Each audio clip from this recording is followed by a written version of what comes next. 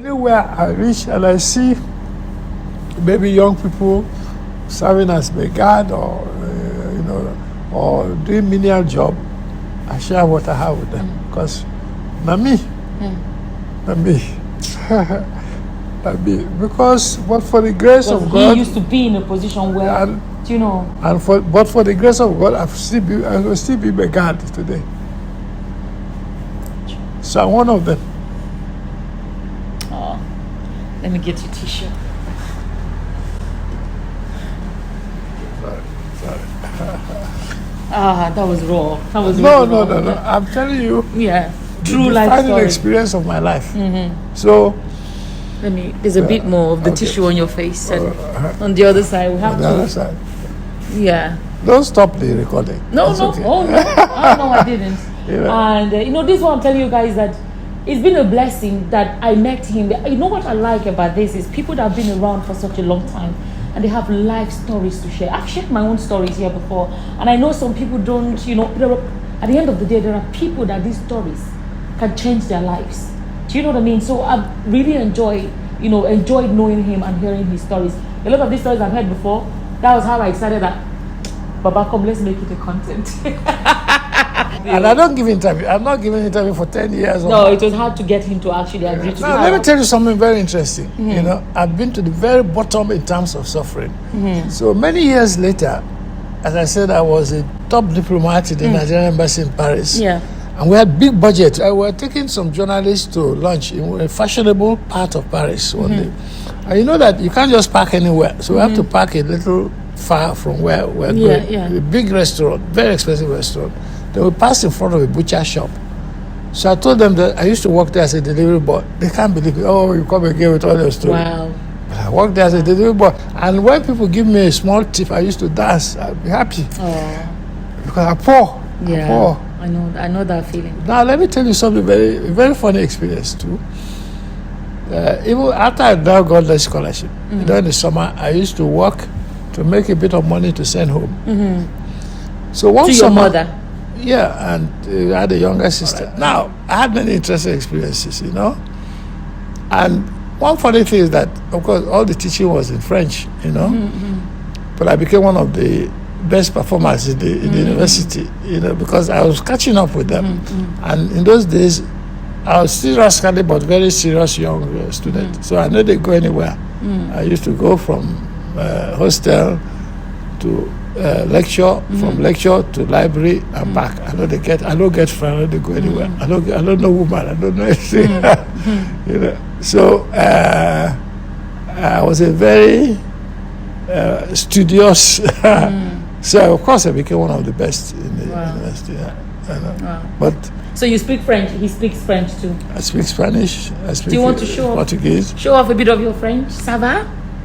Est-ce que tu parles français? Tu ne parles pas français. Pourquoi tu veux que je te dise ça va?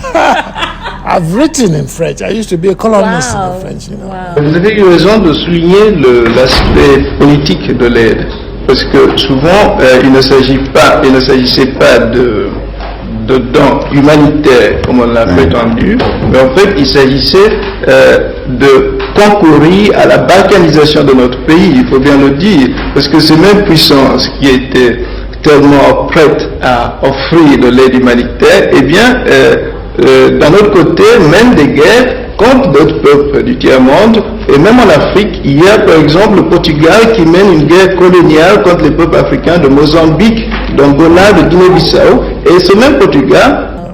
Wow. So you thankfully were able to finish university in France. Yes. You got a scholarship. And no. Then something very interesting happened. So I was reading modern literature and so on. I got my first degree. Then I discovered cinema. Okay. Because in Nigeria we're not seeing good films. So now we had Cine Club at the university. I watched wonderful films from Japan, I fell in love with cinema because I told you that I was thinking of becoming a writer. So I discovered that film would enable me to tell stories better than in writing, than by writing. And so I decided to apply for my scholarship to be changed for me to go to film school after my first degree. Okay. And in those days, I would like to mention the name of one man, Alhaji Durosimi Eti. He was the permanent secretary in the Ministry of Education. Okay. So the French people said that I must get the agreement of the Nigerian government before they can change me to instead of doing a PhD in literature to go and do film school. Okay. In those days, the senior civil servants were serious people. This man came for a conference in Paris, UNESCO conference. In those days, senior civil servants, when they travel like that, they don't go around shopping or looking for women and things like that. And they were very simple people. So when I said to the people in the embassy that I want to see the PAMSEC, they told him that as a young Nigerian student want to see you, so let him come. So I went, I told him everything. He said, are you sure that's what you want to do? I said, he gave the written something. So that's how I went to film school after my first degree. Now you guys Alhaji Durosimi Eti. Yeah. Wonderful I was man. getting to that because like I told you guys about when I met him, and there's so much I didn't, to be honest, that was my first time ever meeting him in my life. And apparently he's actually one of our Nigerian legends, veteran. Like before Nollywood, he was, if that makes sense. Nollywood is a rubbish name. Wait, I made the first films in Nigeria. That's what I'm saying to tell them, Well, we're not Nollywood. Yeah, we made films. called, I've made films in several parts of the world. Some of my films have received prizes. And his documentaries are on YouTube as well. I found myself traveling not only through the physical landscapes of the countryside, but also through the inner landscapes of my past visits to Guinea, Mali, and Burkina Faso over the years. So my films are kept in the Cinematheque in France. So basically you heard what he said, which he has already said to me before. He says, so now, I've asked him this question before, but let me ask for you guys' benefit so you can hear him. His view, considering the fact that he's been into the movie industry for a long time. The real movie industry. There's no movie industry at the moment in Nigeria. I'm a director. I'm a film director, a script writer. All of Let them Google me. They will know who I am. Ola Balogun. Dr. Ola I remember Balogun. the second time that I met him, we were just talking, and I think I asked him 1 or 2 questions, and he was like, Google my name. I never forgot that. He was I do know I've not Googled my own name. I don't know. Imagine that. But let me tell you guys, when he said it, right, it didn't, for me, the way it came across, it wasn't about Google my name, no, it was almost like for convenience sake, to save him having to explain, it was easier to just Google his name. And then I Googled his name and I found out that well, film is my profession. He's a legend. I've been in that profession for 50 years. Not a small time. But I'll tell you something. Yeah. If you want to learn how to make films, don't go to film school. It's a waste of time. Wow. Because it's a profession like a goldsmith or so you had better be apprenticed to somebody. Yeah, I know what you mean. And if you don't train as a director or producer, train as a cameraman or a sound engineer, because it's the nuts and bolts that matter. Yeah. Do you know that? That's another interesting. I'm not going to make this side long. Okay. For me to do this interview, it was war. He's like, no, this camera, because there's a way he's used to things being done, and he's a perfectionist.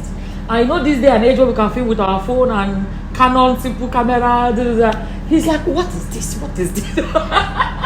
He's, the way, because in his mind, from his experience, especially from 90 Jim, there are ways things are supposed to. It's one profession all over the world. The way you make film in Germany, the way you make a film in China. It's basically technique. So he's here correcting me. No, push the camera this way. Or do this one. Do this one. Do this one. Have a look to be sure you're still happy with the frame. It's okay, yeah? But it stays the same. I think you have to cut. Higher. Okay. Cut it like this to make something right. How is this one? More. Should I slant a bit because your arm is missing? Well, that's it. but I think a bit at the top. But I have to sit up. So then you have to move it more to balance the two of you. There's too much air on my side. Yeah, one second. There's too much on your side, David. So maybe move it back a bit, or no, that's going to bring it down again. Or should I just crop it when I'm editing? Just turn it a bit. Turn it tiny bit. Give yourself some air on your side.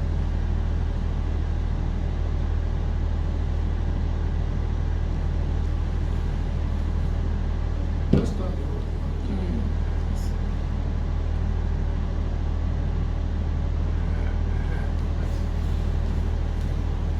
So at the end of the day, I'm learning something. Although we don't agree all the time. You go pay me. You go pay me for learning the one where I teach you.